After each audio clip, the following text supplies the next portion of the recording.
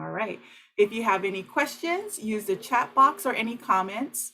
If you get kicked out or log off, you can simply rejoin by clicking back onto the workshop link at any time. And for those who are wanting to receive a certificate of participation, please be sure that your screen name is your legal name and to complete the overall conference survey at the end of the conference. Okay. Mahalo, we have 1 minute left before we start our session. And thank you so much for joining us. I see our participation number continues to grow after the fabulous keynote message we just heard. And I'm so looking forward to the continuation of that for some practical application tips. Hoping to learn that for myself. Again, if you have any questions, please drop them in the chat, any comments. Those will be recorded as well and shared out with our presenter. And we have hit the 10 o'clock hour. Aloha ho, aloha mai kako. Welcome to Leaning into Our Strength, Cultural Practices for Mental Health and Well-Being in Times of Change, presented by Dr. Aukahi Austin Seabury. My name is Ku'ule Laumauna. I will be the facilitator, our moderator for today. Sheila, would you like to introduce yourself? Aloha, I'm Sheila Okimoto. I'll be moderating the chat and sending some links at the end of today's session. Mahalo for joining us, everyone. Mahalo, Sheila. So as mentioned before, please keep your mic muted during the presentation and use the chat box. At this time, it is my pleasure to reintroduce our speaker today. Kaleo shared a wonderful introduction of her during our keynote opening. She is a licensed clinical psychologist, executive director of Iola Lahui, and recipient of many well-deserved accolades. I ask you all to join me in giving a warm welcome to a phenomenal OEV leader, Dr. Aukahi Austin Seabury.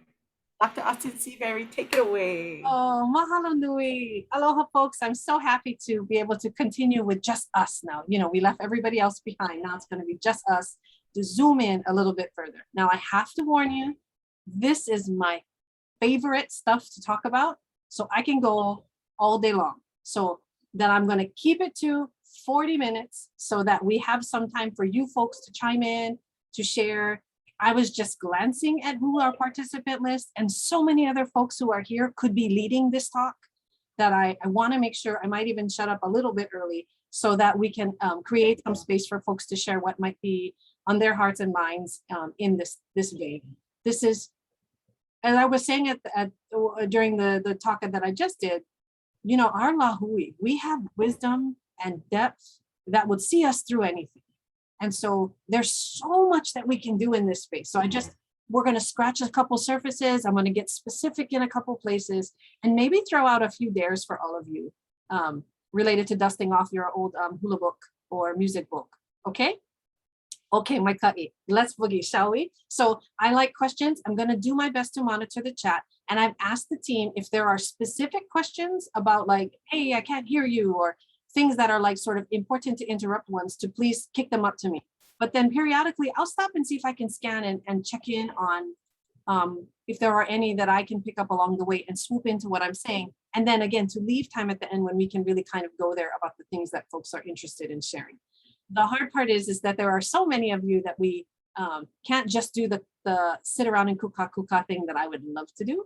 So I'm gonna be doing most of the quacking, but please know I'm feeling you and hearing you and super excited for your participation in all of this. So rip it in the chat. I love it. Sometimes I get distracted and I just want to play chat too. So we'll give it a shot. I am going to use slides for part of this, but I'm not super big on death by PowerPoint. So much more of what we're going to talk about is what I'm going to say and what we're going to look at. So just kind of stay there. I try to keep pictures going just so it's interesting. Okay, here we go. Because we like slides to remember where we are. Okay, wait. Cut it out. Oh, why won't it let me do that? Oh, this. Okay. Here we go. All right, so this was the name that I came up with, leaning into our strengths, cultural practices for mental health and well-being in times of, change. I will change that later, just kidding. And just so you know, yes, I'm gonna make these slides available, of course. I'll probably take out some of the ki'i that are a little bit more personal and fun for me, just because my son gave me permission to share it one time, but not all the time. So I will probably pull him out a little bit and then we'll go from there. Okay, so let's do this, shall we? Leaning into a strength in cultural practices. Okay, here we go. That's still me. Okay, here's where I want to start us. Now, just because I'm double checking, how many of you have seen this, taught it, teach it, use it all the time? You're bored to death of talking about Aukahi triangles. And how many of you is this like sort of, okay, seen it? Okay, not too many hands. Okay, well then I will spend a little bit longer on this. So this to me, when people ask me to explain Hawaiian traditional view of health, this is the picture I pull up. I will either pull up this or I'll pull up a picture of three peacocks. But this is the main one that if I need to explain a Hawaiian perspective on what health and well-being is, especially mental health, this is the image that I go with. Yes. Oh, see, look, all my peeps are here. Yeah, you guys know. Okay, unmute and help me explain if I'm not doing a good job. For those of you who know what's going on here. So for those of you for whom these terms are not super familiar, we'll start at the top. That says akua. Akua is, when you capital A it, it's God, but it can also mean your spirituality, your sense of faith, that which is unseen, the parts of the world that connect us and drive us, but aren't necessarily observable in the way that aina is. So aina is land, but it also means aina and kai, and it means that which feeds us. So it's those things. And then kanaka is person or people. So when we look at this triangle, we can think about this as a way to describe and understand our natural world, but we can also take it and understand how it describes an individual inside of themselves. That well-being is about these three elements of who you are being in balance. And so when we think about this is a global way of understanding, we understand that when the aina has a strong and balanced relationship with kanaka, that relationship is, if it's strong, then kanaka do things to steward and take good care of the land, and the land in return feeds us and provides us food. That's a good, strong balance. Similarly, kanaka have strong sense of the spiritual selves that guide and drive how they move in the universe. Those, when that connection is strong, another aspect of balance is achieved. There's a well-being that occurs among our people when we have a strong connection to our spiritual selves.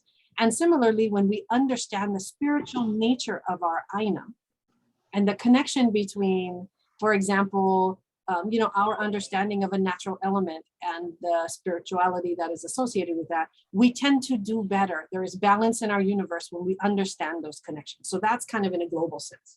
But for an individual person, I zoom in and I talk about it just a little bit more specifically. So we're thinking about a specific person. If akua is your spiritual self, it might be also how you feel, what's going on in your thinking. It's the stuff we can't observe. It's the parts of you that make up the you-ness that are not how you look, what color your hair is, and what you behave like. Aina is that which feeds us. So these might be the things that you do. They might be the places you put yourself. They might be your job. They might be, so these are the things that we do that feed our life. And then kanaka are our relationships and connection. So when we talk about somebody not being well, let's say that they're, let's pick one. We'll pick one from the mental health world. They're depressed. Well, why are they depressed? Well, maybe what we're talking about is that they're feeling disconnected from their spiritual self, or their thoughts and emotions are racing a lot, and so they're not feeling terribly balanced. And because of that, they're grouchy with their friends, or they're fighting more in their relationship, or they're withdrawing from people and not wanting to spend time. So the line between akua and kanaka gets weakened. It bends a little bit, so it starts curving in. Similarly, when kanaka are feeling sad or down, they may not go do the things that make them feel good. So they may not go outside and notice the beautiful rainbow that's there. They may not go and show up at family dinner where they're gonna feel filled, but they don't go. And so those behaviors change. Maybe they're not as active as they used to be. Maybe they're not as willing to go start reading that book that they know once they read it, they're going to be really happy, but they don't do that. That's a poor connection between Kanaka and Aina. And more specifically, for Kanaka that spend a lot of the time in the air-conditioned four walls someplace, when you haven't spent as much time engaging in the natural world, you can feel a vague sense of out of balance. And you know how you know? Because when you finally do go to the beach, the first time you've been there all year, you get in the water and what's the first thing you say? Why don't I do this more often? All of a sudden you remember who you are, because it turns out, we're going to talk about this, you're a Kai person. So well-being is defined when the relationships between these are all going well, they're strong and connected. Any one of them can get bent and affected at some point. Now here's the thing. So then you say, okay, so if this is a model of balance and well-being, how do you fix it? Well, most of the time when you're sad and your emotions are there and so you don't want to spend time with your family, you think, oh, I'm going to work directly on that connection. I'm going to try to get happier. But sometimes that direct route is not the best one to go. It doesn't work. You try and you try and you try, right? So you're the person who cannot sleep at night because you're worrying about what's going on in the world and your brain won't turn off, right? Smarties do that to themselves a lot. So if any of you are going, oh, that's me, I just called you a smartie. Smarties spend a lot of time in their heads. You might think that what you should do is go in there and argue with your brain.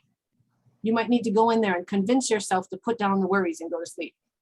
That's one way to do it. But often that's not the first way that I would say it.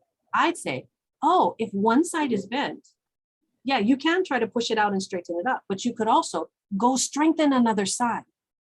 So if your brain is busy and spinning, maybe go do some real intense physical exertion outside to turn that brain down, turn it off before you go try to tackle what's really cooking in there. Does that make sense? So you strengthen one of the other two sides, and that can help unstuck the one that's out of balance. That's why it's a triangle, because each part affects the others. So when you are experiencing frustration because of, you are a big advocate for Aina and Kai, and there have been lots of challenges lately and you are feeling worn out because people just won't listen. There's a conversation you keep trying to have and it's not going well. Sometimes then you need to lean on that spiritual side of yourself to help you be strong enough to stay the course. Because if you just try to keep convincing people, you'll get worn down. That way of achieving health may not be the right way for you right now. Does that make sense? So you always have two other sides of a triangle to lean on when one side feels weaker. Does that make sense? So this is our Ike. This is Hawaii, and what it's the understanding that all of these things work in concert. Now, Akua's at the top. You know, you could turn the triangle around. Somebody else could be at the top. It just, you know, however it works, it's all about balance. And there's not one that you put above the others, but they tend to unite all of them together.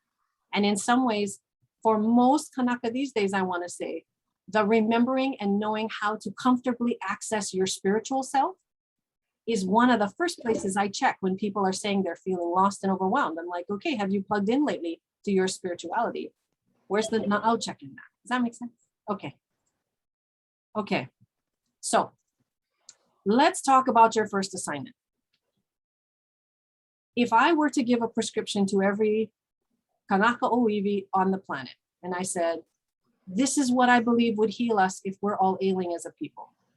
The first thing I would start with is not Hanu and Ha, although I really believe in oxygen and breathing. I think it's really important.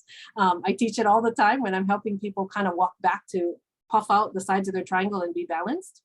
The first thing I would tell them is to engage with a natural element every day. Intentionally engage with the natural element. This is actually my foot in the sand at Pohoiki, on the new sand that's come since the flow took it. So if there are anybody on right now who is ohana of that place, mahalo for the time that I was able to be there. But this is brand new rough and raw sand. Pohoiki is one of my favorite examples of COVID. It's the other one I was thinking about talking about today, because the lava took the boat raft. The lava took the way that ohana for centuries and generations has always engaged in that place. It changed the landscape.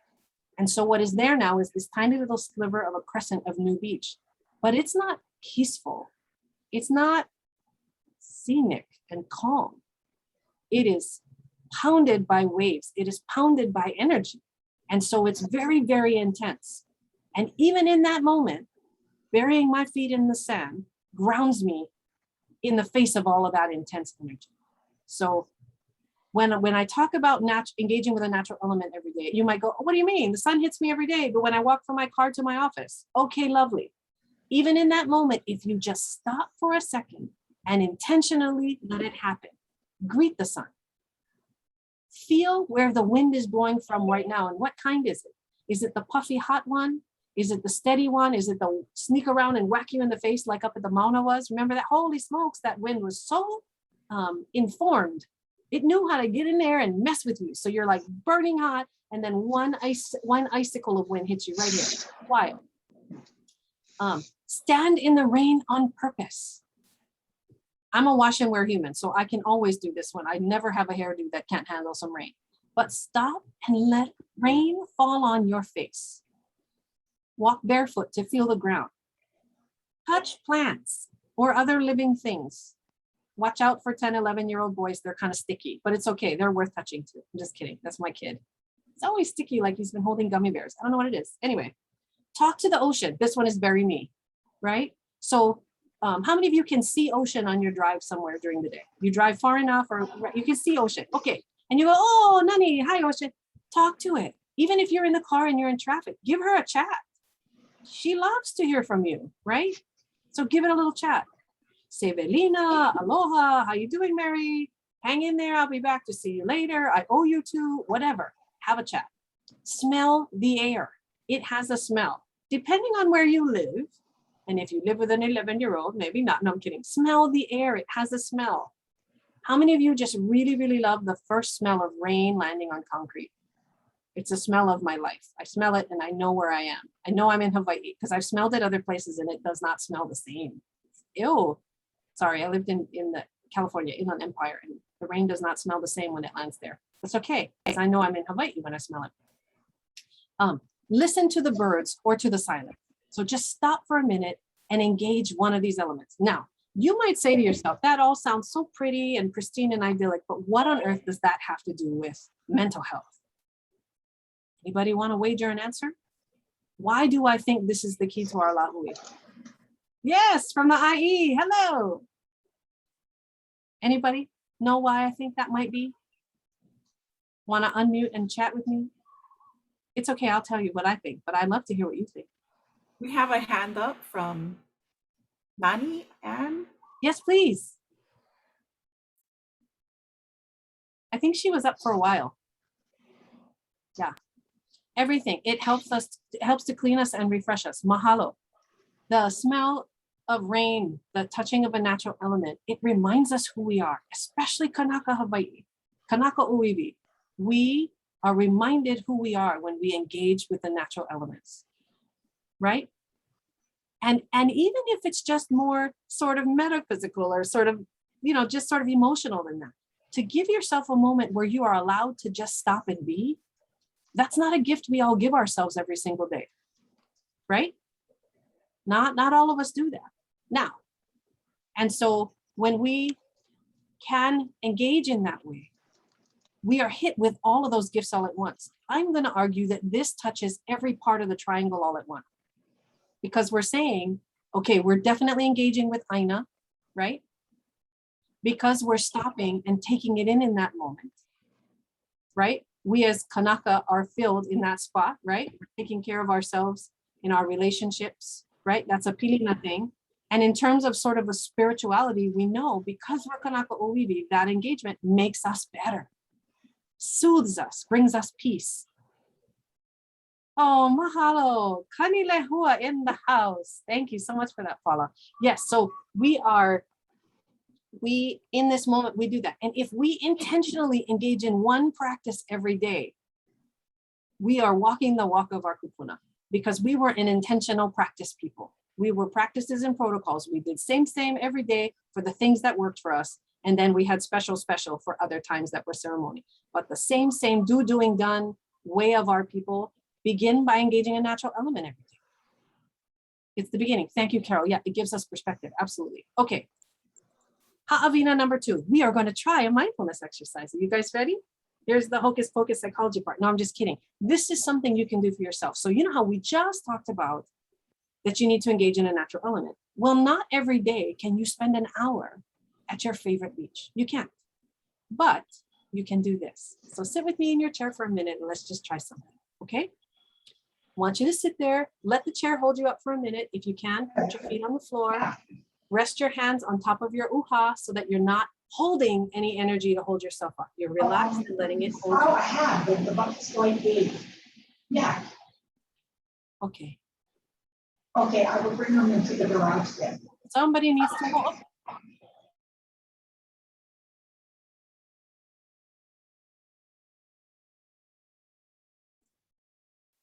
All right. Are we ready?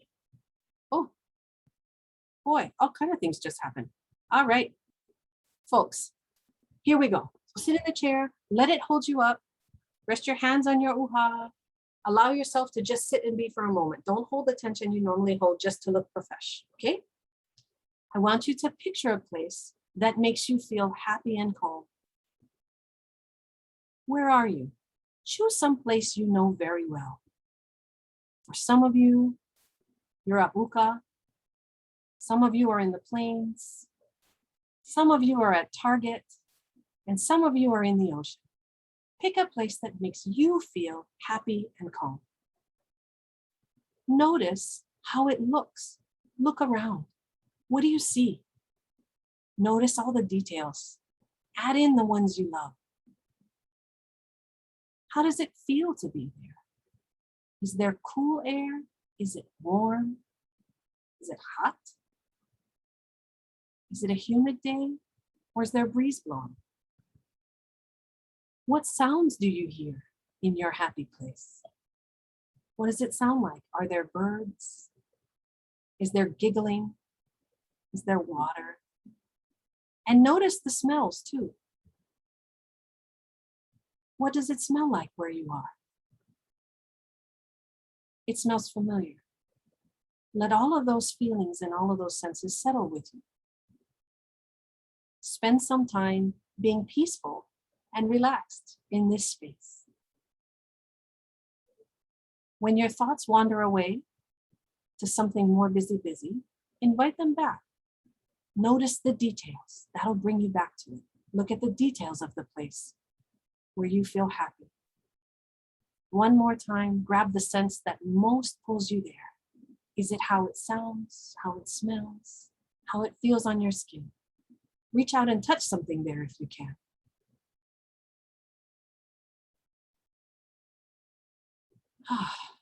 Let it feel good. Let that happy, calm feeling settle in you.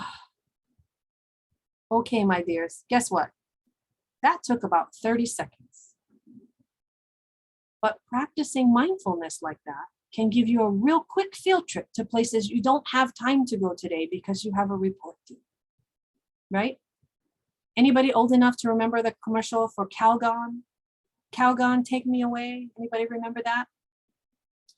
This mindfulness exercise, I want you to call Calgon, take me away. In just a moment, you can carry yourself back to some place that makes you feel happy and calm for a few minutes. This is easier if you have been doing your daily Engage the Natural Elements assignment. Because if every day you went and felt a natural element, then when it's time to sit in your chair and call back that feeling, you are already ma'a. You've been doing it and you've been doing great at it. So this is something I would invite you to just keep on a post-it somewhere. And when you need Calgon to take you away, just walk yourself right through this, right? That wasn't special psychology magic and a hypnosis voice I used. I just walked you through experiencing someplace you know very well. Another way to do this, by the way, is to do something that you know very well. Any of you lei makers in the house? If you're a lei maker, you can do the same thing by visualizing yourself through the steps of making lei, from gathering to making, to checking the size, spray the water, try it on your head. Does it fit? Give it a look. What are you listening to? What do you feel? You can do the same thing.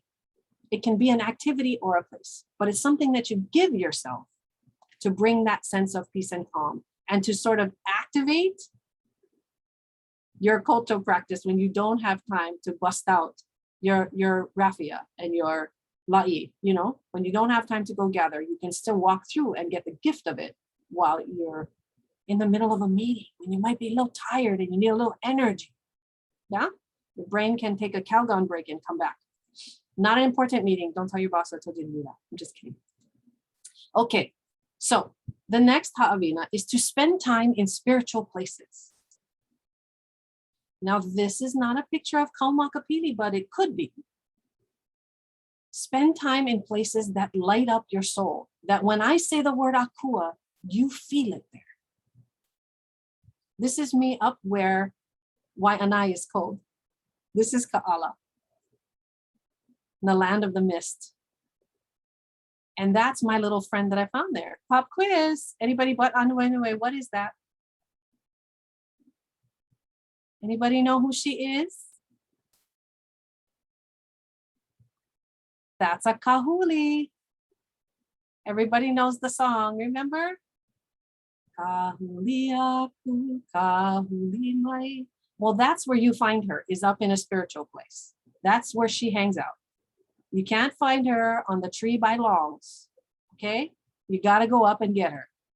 Go visit. Don't take her. Don't touch her. You can take a little picture, zoom in, and let her be, okay? But when you go to spend time in spiritual places, there are spiritual, this is Hawaii. There's a spiritual place everywhere you look.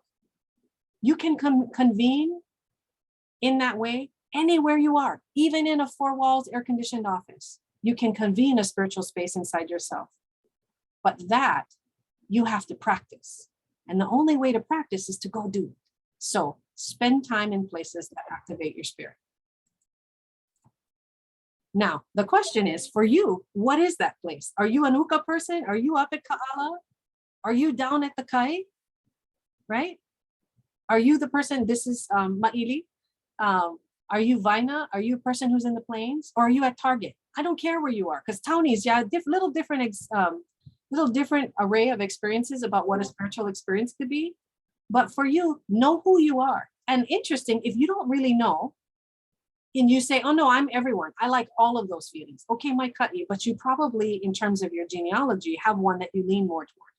Check it out, see what happens. But if you are a Renaissance multi-purpose human and you can home in Uka and Kai, same, right on. Spend time in spiritual places. Okay? Now, do your cultural practices. This is remember I was talking about dusting off the hula book? Well, here we are, my darlings. Do your cultural practices. What do I mean? I mean, make and create things. Do it. Practice protocols. If you learned ehomai, you should do it. If you learn hymns that make you happy, sing them every day when you pule. Pule every day to whoever and however you pule. When I say practice protocols, what I mean is, we're Hawaii. One of the things we do really well is intentionally practice our culture. And there's usually a ka'ina, a sequence to how you do things in the right way. We're going to talk about what we learn from cultural practices a little bit more. But the protocols part means do same every day. Greet the sun when you wake up. Make sure you say good morning to every living being in your house. That can be a protocol. That's a cultural practice. Dust off your old music folder or hula book, especially in these times of isolation when maybe you're not gathering with halau, or maybe you haven't danced since 4 bodies ago and 2 knees ago. That's okay. Dust off those things and re-engage with them. Get acquainted one more time with those things for yourself. And maybe because COVID has been a great gift in this way, find an online option. Find one. There are the loea of every cultural practice I can think of sharing online these days because they're nice and they want to let us in a little bit. So let's engage in our cultural practices. By the way, that's my kumu. That's Manu. Anyway, okay. So why? Why am I telling you that doing cultural practices matters? Well, this one's actually really near and dear to me. Cultural practices have a couple of common elements. By the way, it doesn't even have to be a Hawaii cultural practice. You can cultural practice anything. I know somebody that does taiko drumming. I learned that there's a lot in common between doing taiko drumming and making lehulu. There is usually repetition and structure, especially when you're new and a learner. You have to do and do and do the practice until it's mayel before you start showing it to people, right? Any lauhala makers in the room? What's the first thing when you make lauhala? Do you make a papale pico ole? Is that the first thing you do when you start lauhala? No, you either get to make that little bracelet we all made in third grade, or you make a PH.D, right? A little fan, a little placemat. You start with things and you do repetition and structure, and there's usually a ka'ina and a steps toward mastery. Cultural practices always connect you to your kupuna, because you're engaging in a practice that was handed down through wisdom.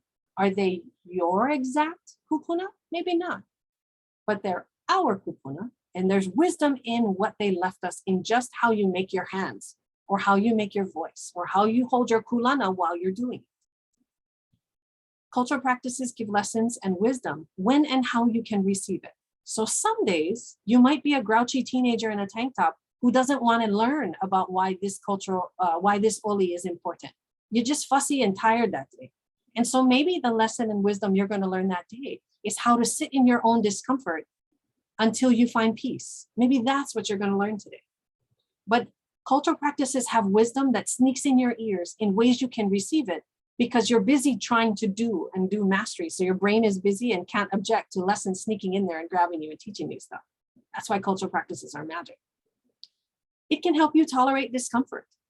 There's not a single practice that I know culturally that's super easy and super comfortable the whole time. Almost always it's hot. You know, you got to do it long time. It takes longer than you think, especially for modern sense of time and sort of, it's only going to be 7.5 minutes to our next commercial break kind of life we have now.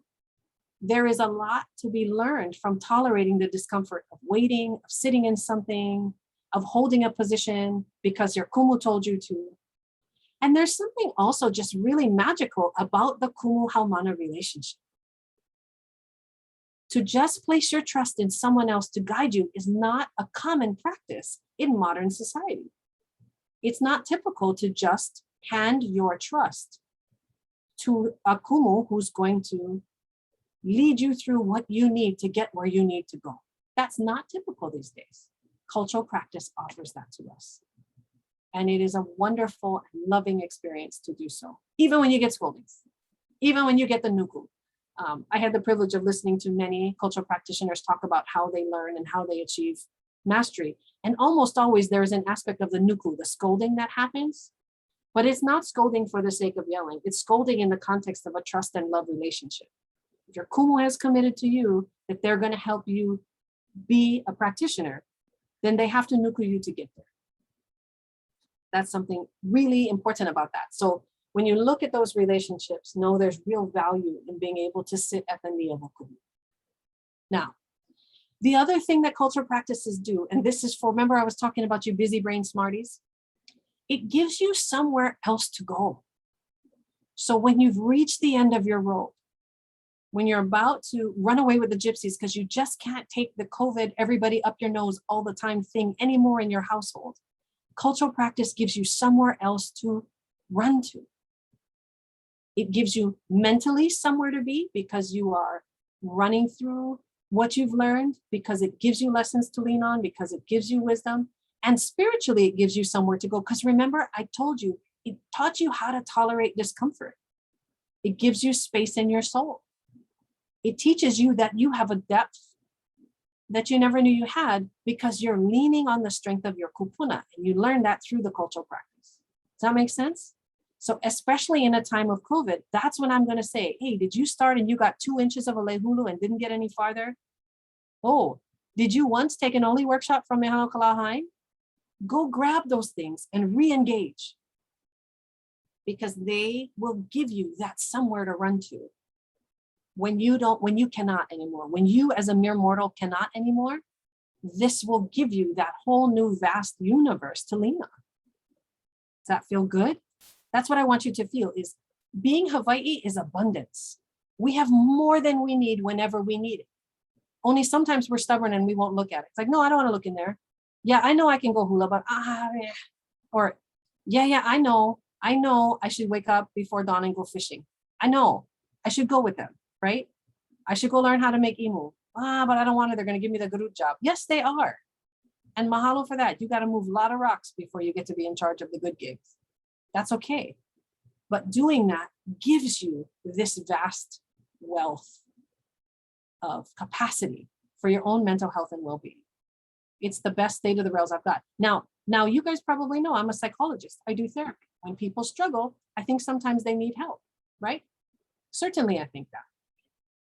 A lot of times what I'm doing in therapy is helping them figure out how to get here, right?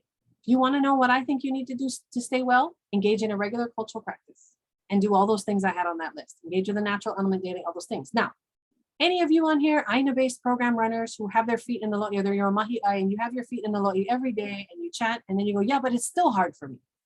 Yeah, it can be hard for you too. Absolutely. Because there's not magic just in the Aina, right? You might need support in a different spot than somebody else needs. Maybe you've got the Aina part of the triangle nailed, but maybe there are other parts of the triangle that need some more strengthening, need to be invigorated more. Because maybe when you're doing Aina, what you're doing is providing access for everybody else. Any of you making sure everybody else gets these magical experiences, but don't have them for yourself? I know we have some kumu on here. That would be all of you raising your hand. I did it for you. Too tired to lift your arm today. Yeah, my cut, right? So when you provide access for other people, that doesn't necessarily mean you got to engage. So I want you to remember that. For those of you who are like living, walking, breathing Loea cultural practitioners, I know. But since you usually are making way for others, you may not be serving yourself. And this one has to be for you. Okay, engage and serve. This is the other thing that I think we really need to think about. Maybe some of you might recognize these places. Anybody? Pop quiz, where are we? Both of these are in Ko'olaupoko, if that helps you. Anybody got a guess? Not you, Anu, anyway? Ah, you cheat. Yes. So on the right hand, we have Paipaio He'eia. And on the left, this is a little bit tricky because it's not the typical place that we look at. But this is up at Waipau. This is at Papahana Kuaola, and that's my kid giving it the deep shaka. Engage and serve. Now, why do I say engage and serve? I was just talking about your mental health and well-being. Anybody thoughts about why I would be telling you what I think you need to do to stay well is to engage and serve? Because I'm going to go nerd for those of you who are waiting for my nerd moment. There is research that tells us that focusing on gratitude and service can alleviate depression among clinically depressed people. That just focusing on gratitude can lift their mood. In a more sort of pragmatic sense, you're getting the focus off your own experience and headspace. So if it feels overwhelming and busy and crazy in here, if you engage in acts of service and gratitude, you get out of your own head and your own mess. It gives you somewhere else to put energy. And once you do that, you get your energy moving again. Now you can aim it back at yourself. Now you're a little bit more energized to tackle all the smarty spinning you got going on in your head and all the real challenging to-do list things that are going on in your life. Engaging in acts of service also remind us that we're not alone when we're isolated. So remembering to donate to things, remembering to show up for service, remembering to drop off things someplace for kupuna, right? Dropping off some hygiene supplies so they don't have to go to Longs today. Doing those things reminds us that we're not alone, even though we're not doing it in a great big caravan caroling around the neighborhood. Even though we have to do it in different ways, it's important that we do them. And usually most acts of service get us outdoors somehow. Somehow it gets us outdoors. And you guys heard my point, halu Aukahi, get outside, right? So that's the one. Okay, now, some of you thought I was going to spend the whole 45 minutes talking about parenting. So I'm gonna hit the bullet points on this one because I looked at who else was speaking today, and there's some marvelous speakers to talk about parenting strategies and how to be an ohana. So here are the things I'm going to add to whatever else they say. First, pause and breathe. If you are trying to figure out why your house feels so chaotic, why your kid just won't listen, how come they're struggling with in-person learning or remote learning, if you're wondering what's going on, why is your marriage struggling, why are you grouchy? The first thing I would tell you is pause and breathe. Just stop and take a breath. You know how to do this. You just got to stop and breathe. And instead of using your stressed out tunnel vision set of strategies, you need to breathe and see more. Better yet, pause and go outside and breathe. Remember, go smell the air. Then come back in, try again. Check in with yourself regularly.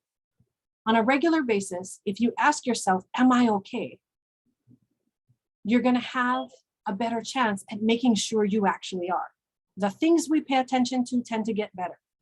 So let's try and have you as the makua or the kupuna Make the top of the list. Can you be in the top 5 things you care about this week? Ask how you are doing yourself.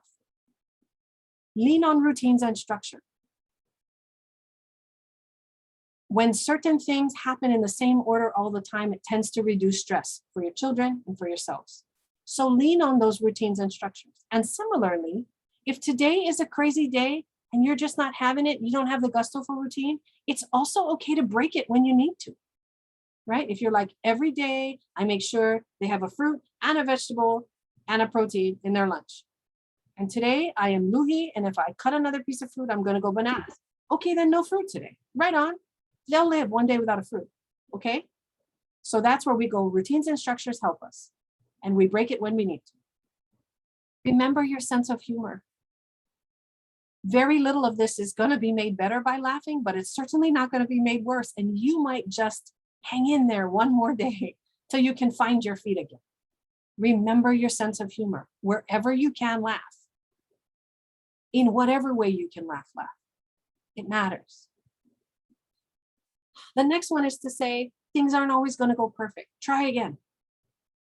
The thing that happens to folks when their mental health starts to kind of spiral downward, they're getting a little bit more depressed or anxious, is that they tend to try one thing, and if it doesn't work, go, oh, see, I knew it wasn't going to work. Resilience is trying again. Pick it up and try again. And I used to always say, tomorrow's another day, but sometimes we need today to be another day. We need to press reset right now. Try again today. It's okay to try today.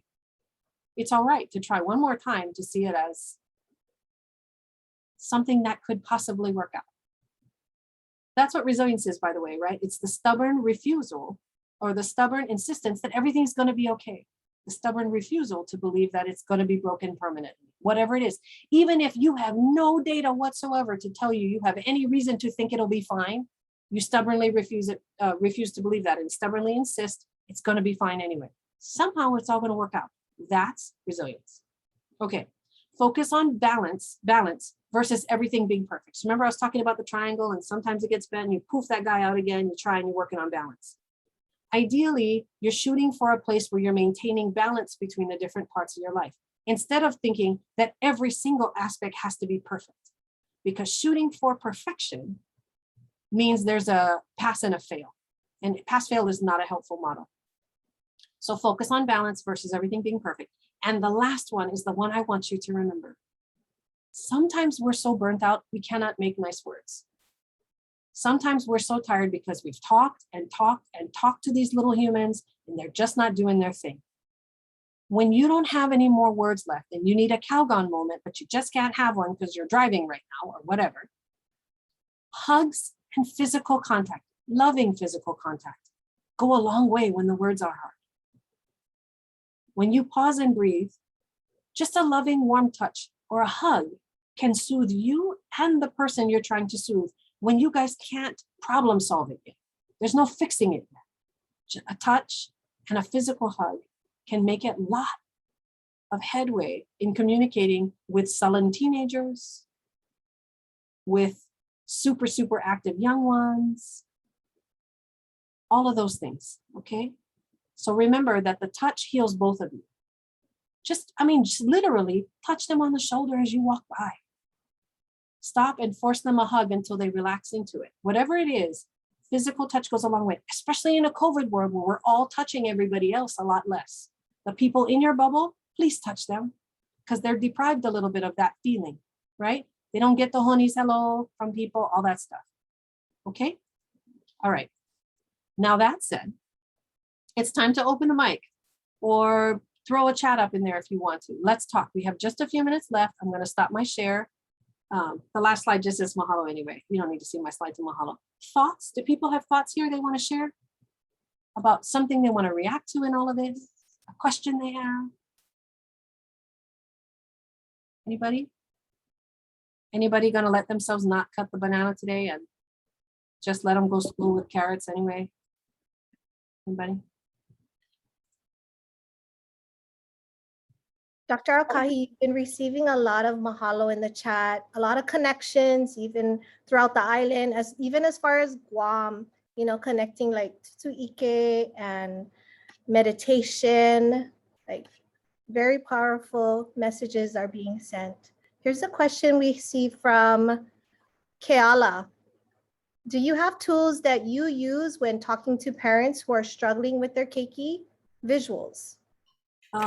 Yes, definitely. A lot of them kind of stem from, it depends on what they're struggling about their keiki. If they're struggling with their own patience to find the words, if they're finding it's the I'm scolding more than I want to be, if it's that they can't get in and they don't understand them right now, like that they've drawn in and they're not able to unpack the words. Depending on what it is, there's usually something in these components that help us.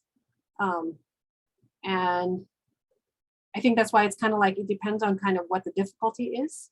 But yes, absolutely. There's much more to do when we're talking with parents that are struggling with their kiddos. So, and it's usually a combination of structure and balance and having a clear why for what they're doing. That usually helps a lot. Somebody want to give me an example and I'll hit one. Let's see.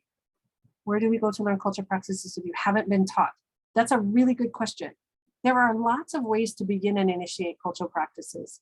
And in a COVID context, many of them are advertised and available online. So beginner classes for most cultural practices, you can find your way there. Now, what do I mean by that? I mean, a lauhala weaving class. There are classes on how to make leihulu.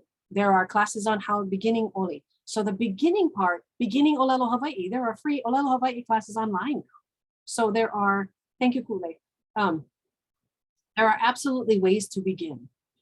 And then once you begin, you're part of a community, then you're more tuned in to know what the more is and how you're able to engage in the more. So I want to say, start one and you'll find the rest. It's not a secret society.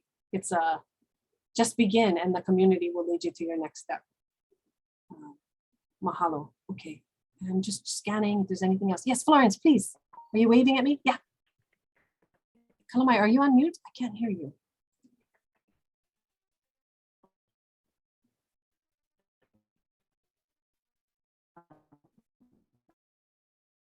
Nope.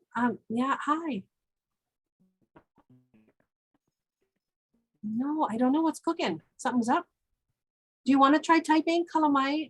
Yeah, I can't hear you. It looks like I should be able to. Yeah. Kiko, please. Thank you. Okay. I'm an EA for school. I'm reading the chat. Lots of class clowns and like to disrupt are willing to participate. Yep. So the question about how would you get, if you had a class full of really rowdy folks and a few that would actually be interested in the magic of it, how do you get folks to kind of participate? What I usually do in those moments is I let my energy settle theirs over time. So I don't go, I'm not starting till everyone's silent. That doesn't really work with rowdy kids with lots of energy, right? That's not usually the way I get in there. So it usually means I have to radiate an energy of calm and then bring in the breathing, and that induction begins to work slowly. It's not perfect, it's not every time, and you're gonna have the ones that are bouncing. But if you can keep your energy centered and calm and encourage the ones who are comfortable to close their eyes or zone in on one thing, maybe they feel too vulnerable to close their eyes, but they can zone in on one spot in the room, pick that and stare at it. That can help the ones who are trying to go with you to be able to go, even when the other ones are kind of doing the bouncing bean thing. Yeah. Yeah, cooking, cultural food is one of my favorite ways to transmit culture, if I'm being honest. I really love a nice ai Hawaii. So yes, learning how to cook ai Hawaii is very meditative and awesome. It's absolutely something that you can begin to do and then explore on your own to find the tastes that are ono for your palate. Yeah, okay. Other questions and thoughts? Florence, you still typing? I'm waiting on you, my dear. Oh, there, single mom, 5 kids, some awesome tips. To give each kids 15 minutes a day with a timer. Yes, so I call that special time and I encourage it for kids of all ages. I think 15 minutes is bold. For families that are not ma'a, I would say if you could even do 3 or 4 minutes of uninterrupted time of just zooming in on whatever that kiddo is doing. Now, this is not the time to talk about contentious topics like why their clothes never make it in the hamper. This is time to let them do what they're doing and you are paying attention like a sportscaster. You are tuning in to them. When they're little, we call it child guided play. right? We let them play and you follow along and you're hoi hoi and what they're doing. Oh, wow, look at you. You use the red Lego. When they're teenagers, it's a little different. But anything you can do with a teenager with no technology is better than with the technology, because if they're playing a video game, they do not care that you're giving them attention. If they're looking at their phone, they care who's on the phone, not you. So when you spend those few minutes daily, think about things that take the technology out of it, because it's the glowing box. Yeah, it grabs your attention. It's not their fault. It's not that they don't love you. It's that that thing is designed to steal your brain. Okay. Is that okay? Thank you for that gift, Florence. I appreciate you sharing that that's something you do, McCartney. Okay, my darlings, it's 10:49. Anybody last closing thought before we go? Okay. Austin Seabury, thank you so much. We did have one question about your PowerPoint, when that might be able to be shared with the participants. Yeah, so I'm just about to be Paul with it now, and then I'm gonna, like I said, I have to take out the pictures of my kiddo because I didn't get permission for you all to have it forever. And then I'm gonna load it into that folder, which you all will be given access to, right? All the folders of the presentations, so you can grab it from there. Yeah, whatever you need from it, okay? Fantastic. All right. Mahalo, Fantastic. my dears. I hope you have a wonderful day. Collect more things for your pu'olo. Go get it. Okay. Ahuiho. For all our attendees, just a few announcements that we have. Please take some time to complete the workshop survey. Sheila is dropping the link into the chat. After you complete the survey, make sure you close out the window so that you can do another survey for future workshops. And also, please don't forget to join us for our lunchtime entertainment today. And that link will be in the chat as well. Mahalo again, Dr. Austin Seabury. Aloha and malama pono, ahuiho. Enjoy the rest of the conference. Aloha, folks. Thank you.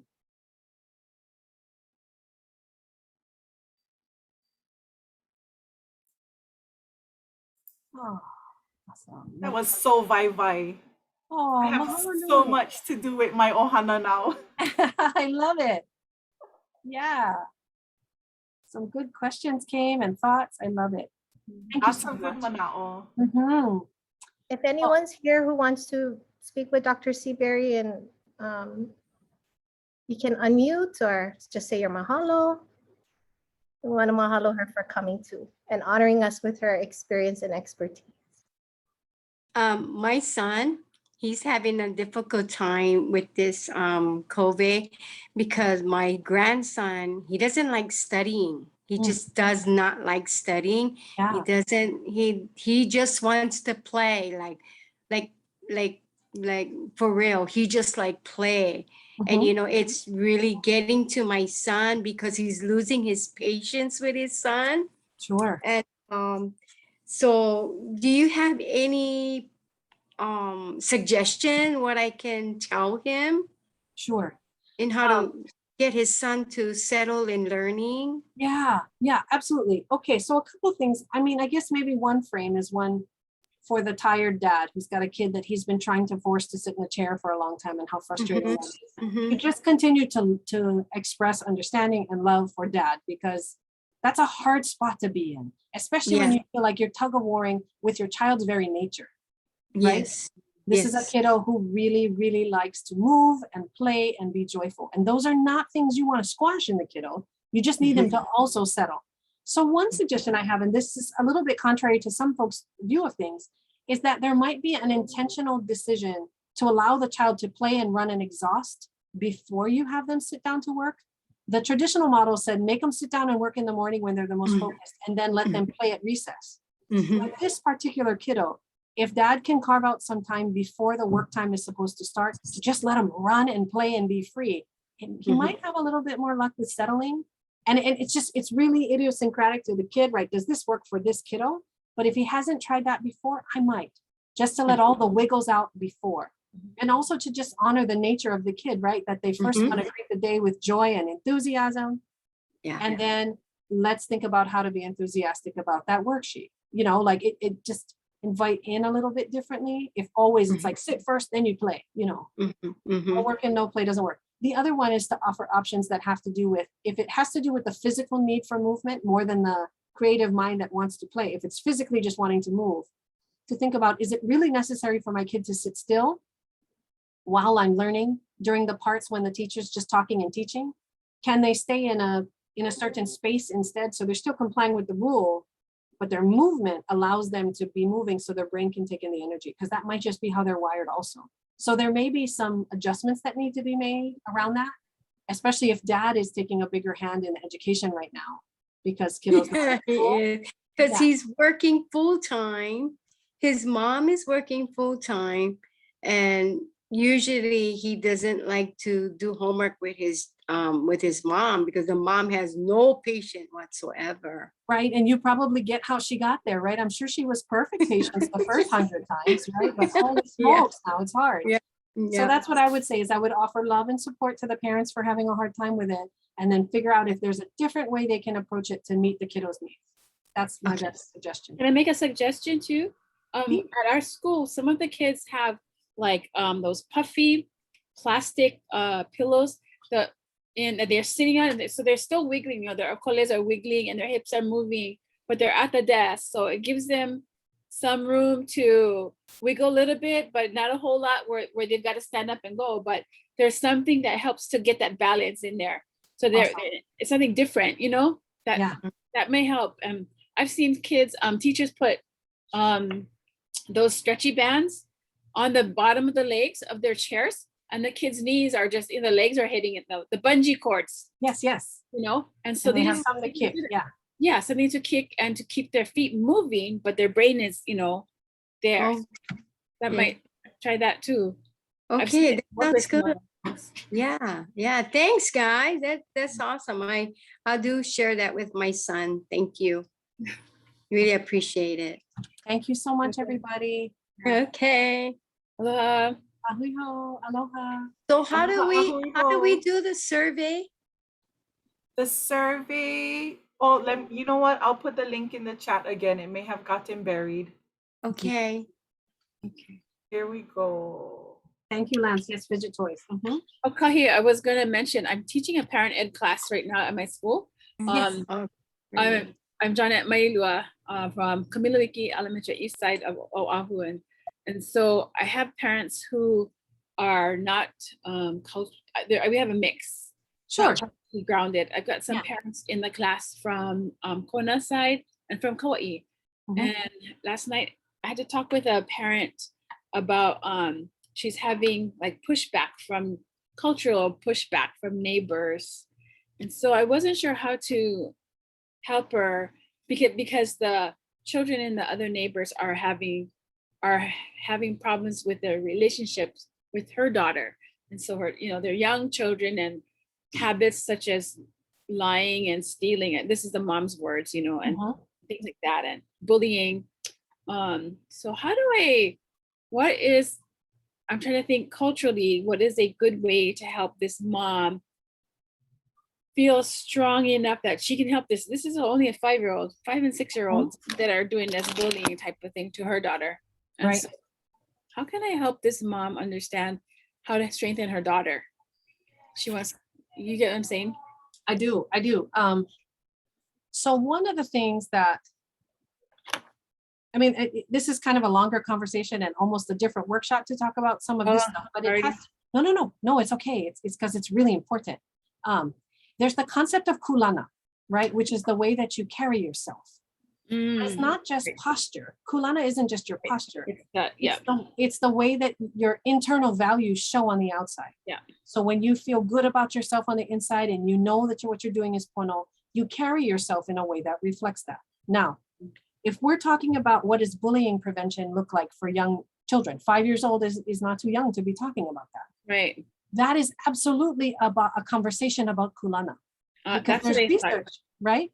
Right. There's research that suggests that certain children are bullied across contexts. And what that tells us is there's something they're conveying in the way they carry themselves that's inviting or suggests vulnerability possibly. Right. So we know that when we talk with children about Kulana Hawaii, we are helping them. Now, we may not be saying it so that they know how to stand up to people saying not nice things to them.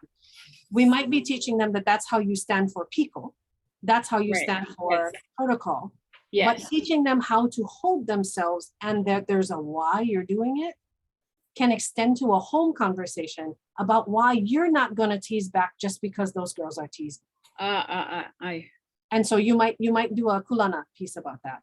Because the other thing that does is it says that you decide who you want to be and how you carry yourself because of what it means about you, not just in response to the other person. Because at 5, everything is very reactive. Yes, yes. They did this, so I did this. I did like that, back and forth. Right. And so kulana helps you sort of separate from that. Then the other parts are sort of the obvious lessons of that time about, so depending if she is the same age as the children, older or younger, but there's the kuleana, and we can use sibling models of kuleana related to different pilina. So if she's older, then there's a hiapo responsibility. She's a kaikaina, she has a responsibility. And if they're the same age peers, then we may be just doing aloha kekahi kinds of lessons. And talking about how that sounds like I'm nice to you, so you're nice to me. But what we also have to talk about is when they're negative at you, how do you not just exactly? Because I've been telling the mom. So the mom just says she's really trying hard not to react, especially to the other child's parents, you know. And so she's trying not to. This is a homestead place, no neighborhood that they're in. So you're very tight, Yes. And people probably know each other's business pretty darn well over there. Yes, that's part of the problem, I think. Okay, that I'll talk to her more about this and how she can convey that to her little one. Right, because if you think about it, that's not all that different than getting into 2 adults getting into a shouting match on Facebook disagreeing about vaccines. Right. It's anolike, and so the idea that you help her figure out at 5 how you stay kupa'a in what you know. When someone else is not doing it that way is a useful gift. Anyway, okay. We'll see you later. Ahui hono, everybody. Take care. Aloha.